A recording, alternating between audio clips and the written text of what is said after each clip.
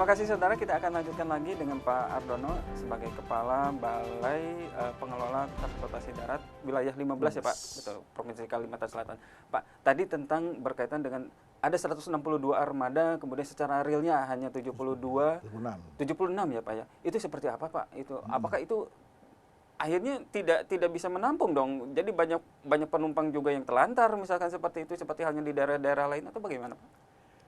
Kita ketahui bersama dengan banyaknya kendaraan pribadi yang dimulai oleh masyarakat, baik roda 2 maupun roda 4, itu mengurangi secara signifikan kebutuhan angkutan umum. Jadi demand untuk angkutan umum berkurang drastis dengan banyaknya kepemilikan kendaraan pribadi oleh masyarakat, roda 2 maupun roda 4. Nah ini terjadi juga di Kalsel. Kalsel karakteristiknya perjalanannya cukup terjangkau. Betul. Katakanlah Banjarmasin, Tanjung, Tabalong.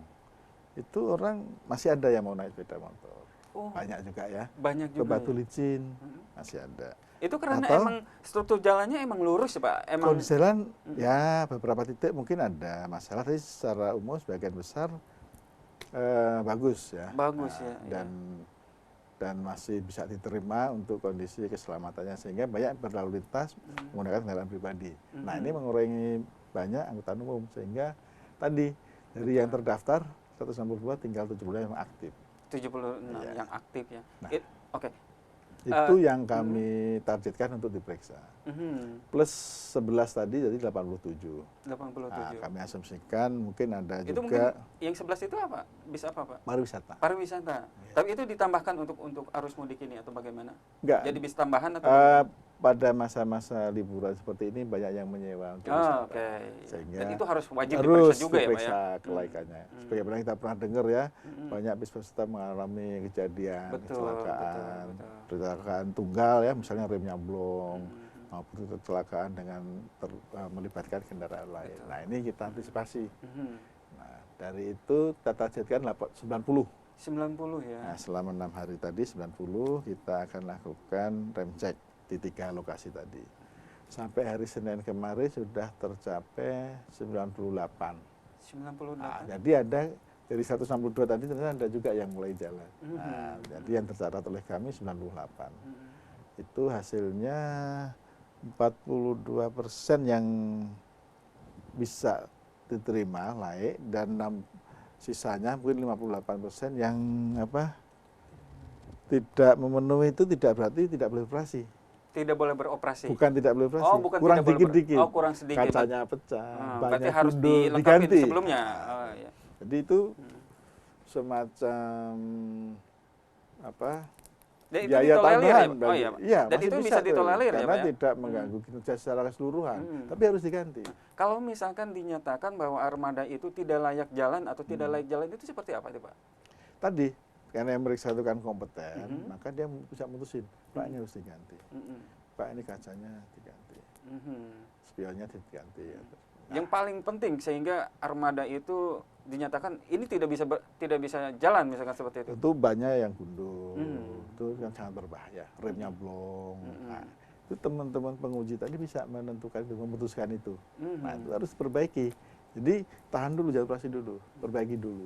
Jadi berarti tidak boleh beroperasi seterusnya, tidak. Ya. Kalau diperbaiki, bukan dalam arti kata izinnya dicabut, bukan ya seperti itu, tapi diberhentikan dulu untuk dilengkapi ya seperti itu. Diperbaiki ya Pak seperti jadi, itu. Jadi tugas kita seperti itu. Kalau yang sampai dicabut itu kan kecelakaan yang besar. Berarti kecelakaan yang besar, kesalahan teknis karena mereka tidak merawat kendaraannya, itu baru. Nah, kalau ini kan antisipasi, sehingga bukan dilarang beroperasi, tapi ayo diperbaiki untuk memberikan yang terbaik kepada masyarakat. Dan itu kalau misalkan dia sudah melakukan perbaikan, apakah langsung melapor lagi atau langsung jalan aja gitu, seperti itu? Biasanya tim kita yang di Posko PAL 6 cek lagi. Ngecek lagi ya seperti itu. Oke. Sejauh ini kan ada baru 48 yang dinyatakan layak jalannya Pak. Itu kurang dari 50%. Kurang dari 50% Pak. Targetnya kapan nih Pak sampai kendaraan ini bisa dinyatakan layak jalan untuk secara keseluruhan gitu? Ada targetan khusus? Kalau target batasnya biasanya H-7 sampai H+7. H-7 sampai H+7. Secara nasional ya, secara umum. Betul. Hanya karakteristik daerah ini berbeda. Kalau di Kalsel ini kan nggak terlalu signifikan lonjakannya, sehingga walaupun diperbaiki pada masa itu pun akan tidak, istilahnya nggak masalah untuk beroperasi. Dalam arti demand-nya pun sudah berkurang banyak. Dan secara teknis juga nggak begitu banyak sih yang perlu diperbaiki.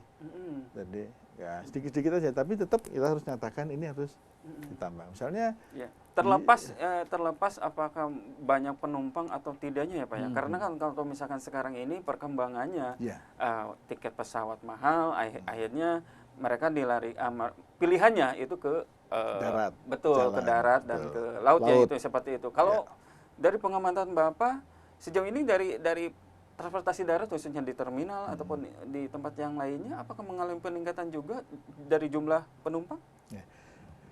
Kalau angka pastinya tentu kami belum menghitung. Tapi dari pengamatan visual dan laporan teman yang sudah di lapangan ada kenaikan. Kita waktu melakukan rem cek tentu juga wawancara dengan pemiliknya ya. Betul. Bagaimana kondisi penumpangnya?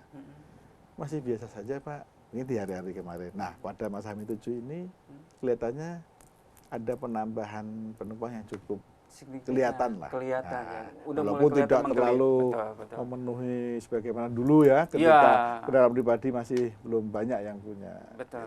Dan itu akan menjadi sebuah income yang pemasukan yang lebih besar mungkin Insya Allah, dari itu menggembirakan pemilik kendaraan. Betul. Walaupun kita harus mensupport mereka. Iya, betul. Karena sudah istilahnya dalam kondisi sulit pun fight memberikan pelayanan pada masyarakat, sehingga dan udah itu kita cek lagi harus beli ini beli itu supaya layak tadi. Nah itu kan cost. Nah mudah-mudahan ketutup oleh peningkatan penambahan penumpang ini. Oh iya betul. Untuk jurusannya Pak yang paling banyak dituju itu ke daerah mana Pak? Kalau akap sebenarnya nggak banyak, hanya Kalteng ya yang banyak, Pangkalan Bun, Muara Teweh, Palangkaraya. Kalau Kaltim, Balikpapan aja, sampai Samarinda ya, hanya itu. Karena perbatasan kita itu, Kalbar kayaknya belum ada. Kalbar belum ada ya. Kalau ke luar pulau pasti ke pelabuhan ya, ke laut. Gitu. Jadi karakteristiknya seperti itu. Kalau AKDP antar kota dalam provinsi ya mungkin seperti hari biasa ke Batu Licin, ke Tabalong, ke Amuntai, ke Tapin yang jarak agak dekat, ke Pelehari. Itu mungkin ada peningkatan juga. Oke. Untuk penyeberangan sungai dan danau juga termasuk wilayah Bapak juga? Oke. Untuk sungai-sungai yang kecil. Oke Pak, kita tahan dulu tentang sungai-sungainya Pak. Kita akan kembali saudara setelah jeda iklan berikut ini.